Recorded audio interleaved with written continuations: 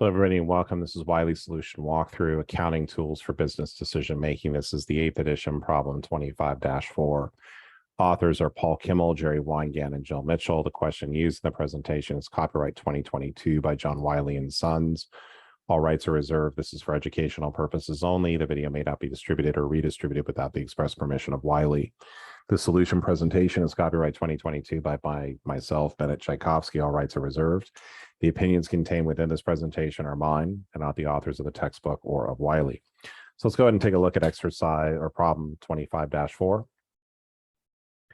So this will be the last one we're going to be going through and covering, at least on this first series. So if you'd like to see more, if something doesn't make sense, feel free to ask. Okay, so Jane's Auto Care is considering the purchase of a new truck. The garage currently doesn't have a tow truck, and the $60,000 price tag, well, this is 2022, this would be a lot more money, would represent a major expenditure. Jane Austen, the owner of the garage, has compiled the following estimates and trying to determine whether the tow truck should be purchased. So over here, you've got then Jane's good friend, Rick Ryan, stopped by. He's trying to convince her that the tow truck, we always want to have a friend that has a truck that has other benefits that she hasn't considered. First, he says, cars that need towing need to be fixed. So he's coming up with these other additional benefits. So let's go ahead and take a look. So calculate the net present value, ignoring the additional benefits described by Rick, should the tow truck be purchased.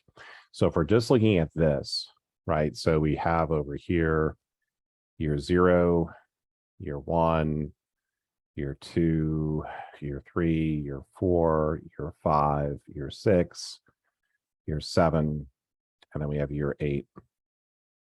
So remember, when we're dealing with net present value, what we're really trying to go through and do is we're trying to make these comparable to the initial amount. So over here, okay, so we'll put this initial investment down here. So it says over here, my net annual cash flows from towing are going to be $8,000 per year. Okay, so this is going to be $8,000 per year.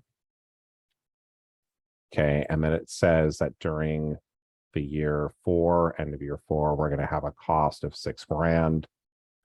And if you just saw my video for problem 25-3, you'll understand why I'm going through and doing it this way. So over here, this is going to be annual cash flows.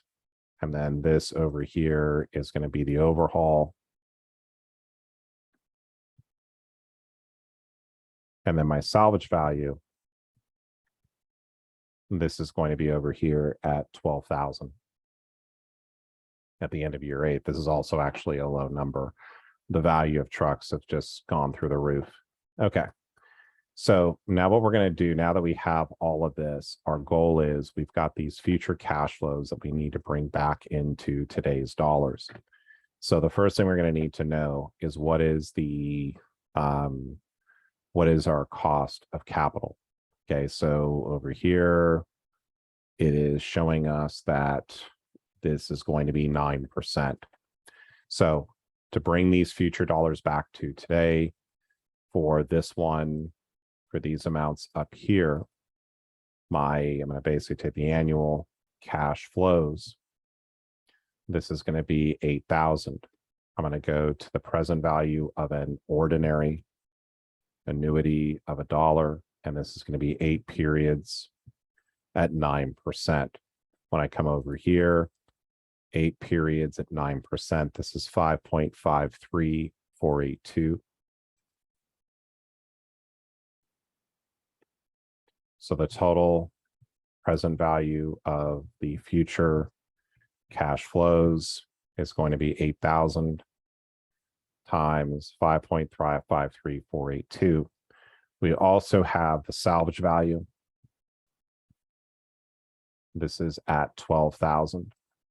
Okay. So basically, and then this is going to be the present value of $1 because it's being paid one time. This is going to be 8 periods at 9%. So if I come over here, 8 periods at 9%, this is going to be, so 8 periods, 9%. This is going to be 0.50187. So this one over here this value is going to be 6,022. However, in year 4, we're paying out this repair. So my repair cost is going to be at 6,000. To bring that back to make it comparable to this amount here, I'm going to go present value of $1, 4 periods at 9%. Why 4 periods? It's being paid 4 years from now. So over here, 4 periods at 9% is 0.70843.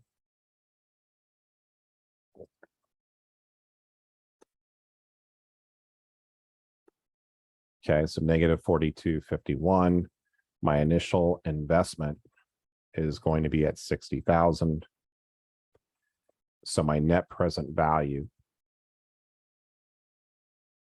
is going to be the sum of these 4 items right over here. And we're going to have a negative net present value of 13,950, which is the one they got right over here. But this shows us how we actually got the result. Okay. So now that we have this, right? So this is basically our first option.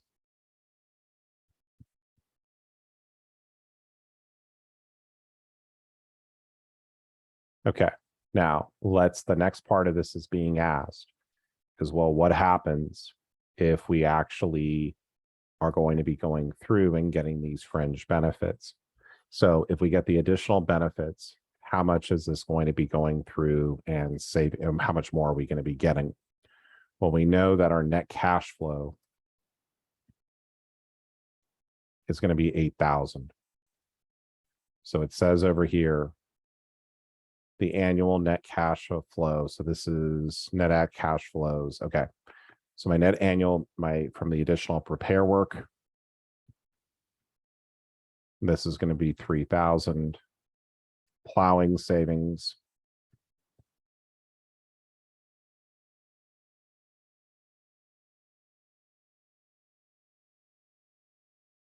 So my plowing savings over here is going to be at 750. Goodwill.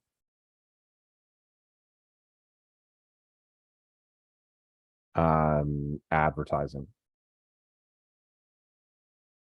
So this is another 1,000, and this is going to be another 750. So right over here, we're adding 3,000, 750, 1,000, and then 750. So our total new cash flow here is going to be 13,500. So now if we say over here, so this is going to be our option with fringe benefits. Okay, so the salvage value and the salvage value is not changing. And as we're going through over here, go ahead and do 13,500. So as we look at this over here, basically now we're at, so we've got 13,005. This is going to be 5.53482. So the total present value of the future cash flows are going to be 74,720. The salvage value doesn't change. The repair cost doesn't change. But now all of a sudden I'm at basically this 16,000, 491. So now when we look at this, so that's how we're going through and getting this. So all I did was I basically said, okay, it's no longer 8,000. It's now 13,500 because I'm getting these additional benefits. So, and this is the new net present value. But this isn't the last part. Suppose Rick has been overly optimistic in his assessment of the additional benefits. At a minimum, how much would the additional investments have to be worth in order for the project to be accepted? So in order for the project to be accepted, and the only way you could really do this is with Excel. So in order for the project to be accepted, it has to meet our minimum investment criteria, which is basically means that